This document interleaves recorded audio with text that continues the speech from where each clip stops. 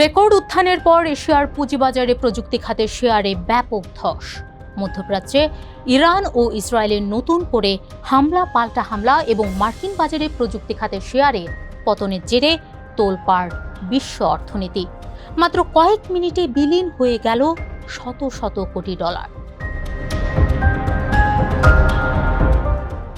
8 June লেনদেন শুরুর মাত্র কয়েক মিনিটের মধ্যে দক্ষিণ কোরিয়ার প্রধান শেয়ার বাজার সূচক KOSPI কমেছে প্রায় 9%। পরিস্থিতি নিয়ন্ত্রণে সার্কিট ব্রেকারের মাধ্যমে 20 মিনিটের জন্য লেনদেন স্থগিত করতে বাধ্য হয় কর্তৃপক্ষ। চলতি বছরে এ নিয়ে তৃতীয়বারের মতো এই স্বয়ংক্রিয় ব্যবস্থা চালু করল দক্ষিণ কোরিয়ার প্রধান শেয়ার বাজার কোরিয়া স্টক এক্সচেঞ্জ।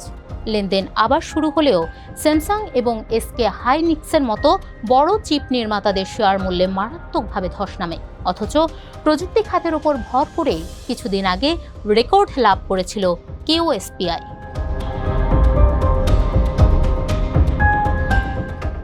ধসের এই ঢেউ লেগেছে পুরো এশিয়ায়।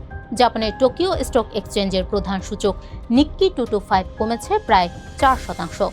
গত 3 মাসের মধ্যে সবচেয়ে বড় পতন এটি। পিছিয়ে নেই হংকং স্টক এক্সচেঞ্জের হ্যাংসেং এবং চীনের সাংহাই স্টক এক্সচেঞ্জের প্রধান সূচক সাংহাই কম্পোজিটো।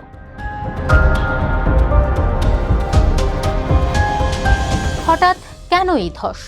অর্থনীতি বিশ্লেষকদের মতে বিশ্বজুড়ে এই ধসের পেছনে রয়েছে গত 5 জুন মার্কিন শেয়ার বাজার ওয়াল স্ট্রিটের বড় পতন, যেখানে প্রযুক্তি খাতের সূচক নাসডাক প্রায় 4% কমেছে। বিনিয়োগকারীদের মনে এখন বড় সংশয়, কৃত্রিম বুদ্ধিমত্তা বা AI কোম্পানিগুলো যে অভূতপূর্ব ঊর্ধ্বগতি চলছিল তা আসলে কতটুকু টেকসই। সঙ্গে যোগ হয়েছে সুদ হার বৃদ্ধির আশঙ্কা, কারণ যুক্তরাষ্ট্রের বেকারত্বের হার প্রত্যাশার চেয়ে কম এবং মধ্যপ্রাচ্যের সংকটে মূল্যস্ফীতি বেশ উঁচুতে আটকে আছে।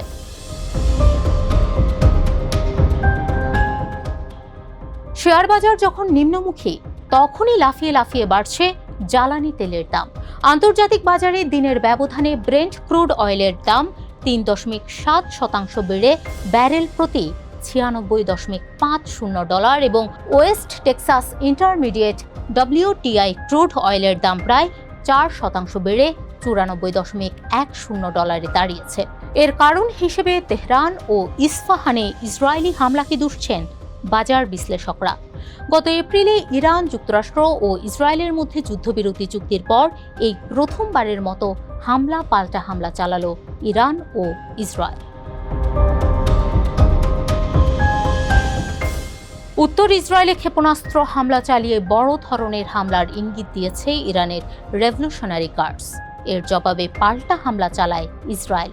যদিও ইসরায়েলকে পাল্টা হামলা থেকে বিরত থাকার অনুরোধ করেছিলেন মার্কিন প্রেসিডেন্ট ডোনাল্ড ট্রাম্প। সংবাদ মাধ্যম এক্সিওসকে ট্রাম্প বলেন, আমরা ইরানের সঙ্গে একটি চূড়ান্ত চুক্তির খুব কাছাকাছি আছি।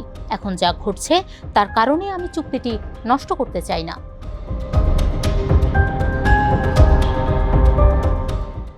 অর্থনীতিবিদরা বলছেন, রাজনৈতিক সমস্যার সমাধান না হওয়া পর্যন্ত জ্বালানি তেলের বাজার এমন অস্থিরই থাকবে। বিশেষ করে কৌশলগতভাবে গুরুত্বপূর্ণ হরমুজ প্রণালী দিয়ে যাতায়াতকারী জাহাজে ইরান হামলার হুমকি দেওয়ায় পারস্য উপসাগর থেকে তেল ও গ্যাস সরবরাহের স্বাভাবিক প্রবাহ ব্যাহত হচ্ছে।